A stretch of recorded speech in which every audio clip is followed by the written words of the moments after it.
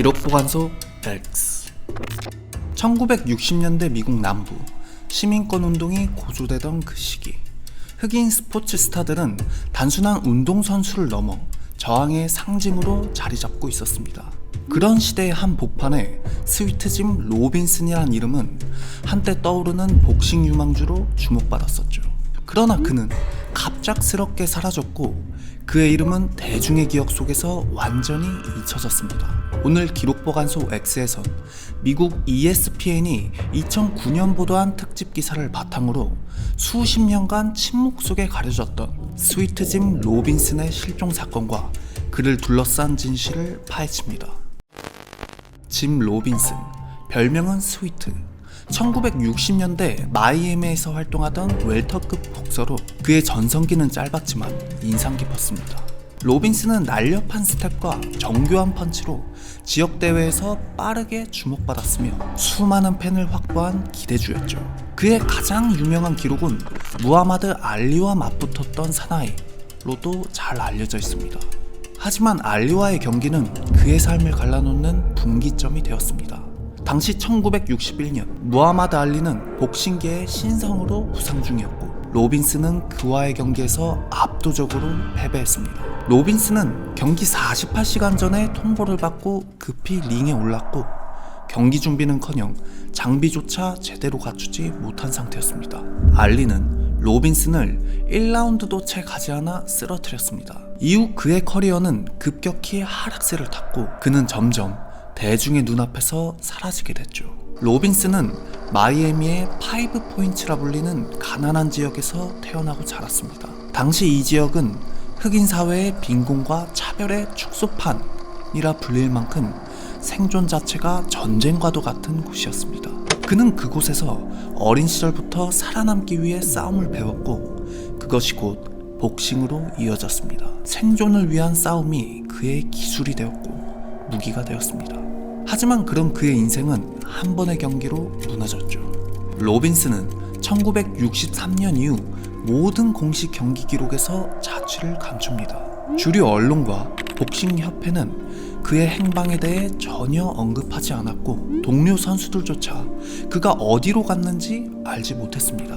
ESPN이 2009년 발굴한 자료에 따르면 그는 경기 이후 마이애미의 빈민가를 떠돌다 완전히 사라졌다는 증언만이 남아있었죠. 복싱 팬들조차 로빈슨이 어디로 사라졌는지 관심을 두지 않았습니다. 심지어 그의 이름은 경기 기록 데이터베이스에서도 종종 누락되었고 그와 싸운 적이 있는 선수들조차 그런 선수가 있었나?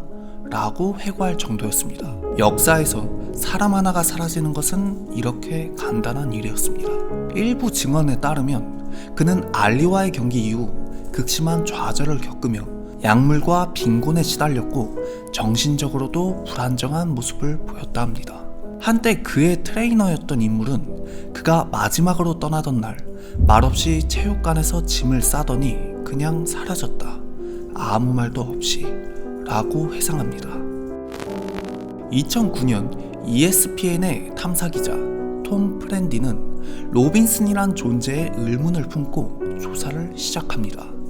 수십 년 동안 아무도 관심을 가지지 않았던 인물. 기자는 생존해 있을 가능성을 염두에 두고 당시 로빈슨이 활동하던 플로리다 일대를 샅샅이 뒤졌고 교도소 기록과 병원 기록, 노숙자 보호소까지 조사했습니다. 그런데 놀랍게도 로빈슨은 살아있었죠. 그러나 그는 더 이상 복싱 선수도 명성 있는 인물도 아니었습니다. 마이애미의 한 낡은 아파트에서 은둔하며 살아온 로빈슨은 오랜 세월 동안 자신의 존재를 세상에서 지워버리고 있었습니다. 이름조차 가짜 신분증으로 등록돼 있었고 그는 외부와 단절된 채로 살아왔습니다. 그의 인터뷰는 충격적이었습니다. 알리와 싸우고 난 뒤 세상이 나를 버린 것 같았어. 그는 경기에서의 패배 이후 스스로 복싱을 포기했고 이후 사회로부터 외면당했다고 말합니다.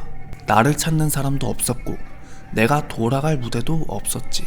이 말은 단지 복서로서의 은퇴를 의미한 것이 아니라 사회적 존재로서의 삭제를 의미하는 말이었습니다. 그는 ESPN 기자에게 이렇게도 말했습니다. 사람들은 내가 죽은 줄 알았겠지. 그게 더 나았을지도 몰라. 이렇게 살아있는 것보다 말이야. 그 말에서 느껴지는 절망은 단순한 좌절이 아니라 체념에 가까웠습니다. 무하마드 알리처럼 강력한 상징성을 갖지 못했던 그는 패배 후 시장 가치가 사라지자 곧장 버림받은 거였죠.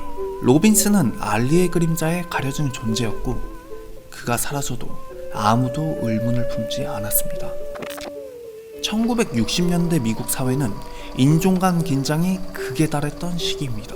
로빈슨의 실종이 공식 수사조차 되지 않았고 언론 보도도 없었던 사실은 당시 흑인 스포츠 선수에 대한 냉담함을 여실히 보여줍니다. 흑인이 실패하면 그것은 단순한 개인의 몰락으로 취급되던 시절이었죠. 또한 복싱계 내부의 구조 역시 문제였습니다. 당시 복싱은 승부 조작과 폭력, 마피아 개입 등이 횡행하던 분야였습니다. 경기 하나하나가 사업이었고 이익이 되지 않는 선수는 잊히는 것이 당연시됐습니다.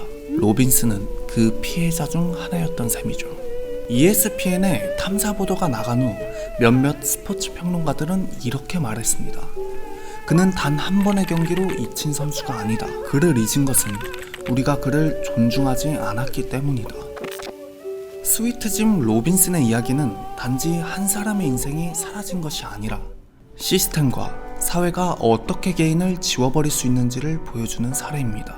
무하마드 알리와 싸웠던 그날, 그는 패배했지만 그 누구보다 용감하게 링에 올랐던 복서였죠.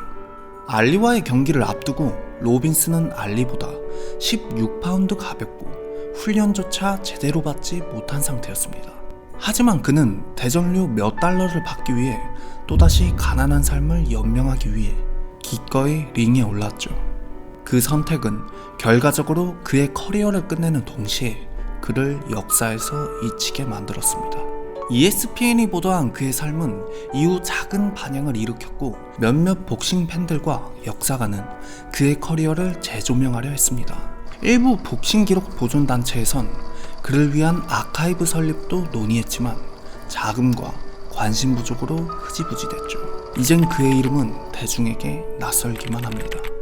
역사는 승자만을 기억하지만 때론 패자야말로 더 많은 것을 말해줍니다.